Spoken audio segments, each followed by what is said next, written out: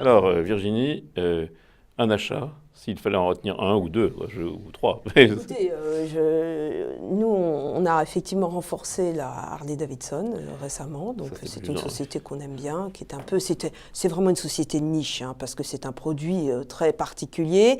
Mais ils gèrent bien leur mix produit. Ils ont renouvelé la gamme.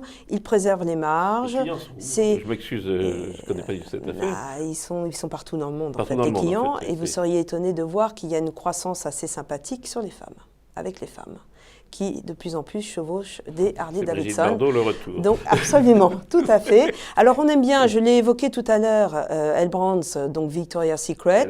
Alors c'est assez, on va dire, c'est plutôt défensif parce que L Brands, c'est une société qui a très bien su gérer sa croissance.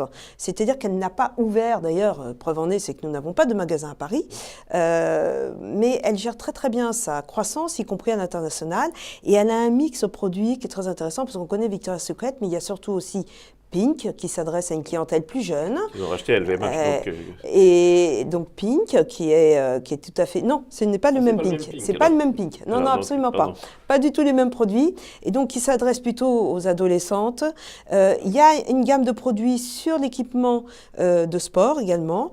Et donc, c'est très bien mené. Voilà. Donc ça, c'est le genre donc c'est une croissance durable, un beau concept, bien géré, voilà, qui fait ses preuves. Alors, avant d'arbitrer à éviter, qu'est-ce que vous avez parlé un peu des banques? Oui, absolument. Donc, on les évite encore. À vendre aujourd'hui, je ferai attention justement à certaines valorisations dans le secteur certains gros laboratoires pharmaceutiques. Ça t'évite.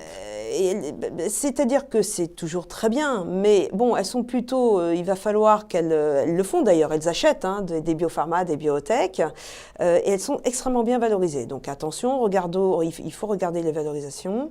À éviter, je dirais qu'aujourd'hui, moi j'ai toujours un petit peu de mal sur le business model des utilities, des services aux collectivités. Je trouve que la croissance, on est très croissance, nous, on est très valeur de croissance.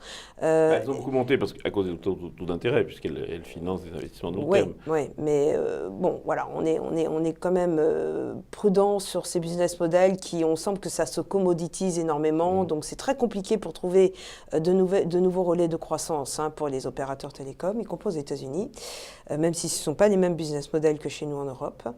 Voilà. Voilà, c'est très bien. Et un joker, s'il y en avait un? C'est l'or. Ah, ça c'est très amusant. Oui. C'est l'or. Alors l'or, c'est... Je ne touche pas à l'or traditionnellement ou très très peu parce que vraiment j'ai beaucoup de mal à On a avoir toujours de du la mal avec l'or, visibilité. oui, ça, Et pour la simple et bonne raison que je ne connais pas le stock d'or dans le monde. Et moi j'aime bien pouvoir avoir cette analyse de l'offre et la demande, revenant à des choses tout à fait basiques. Et donc voilà, et on l'a vu, c'est des convenus. Donc l'or, et quand on dit l'or, c'est aussi les mines d'or. La relation, elles ne sont pas chères du tout, absolument. Donc la relation entre l'or et les mines d'or, donc là c'est joker.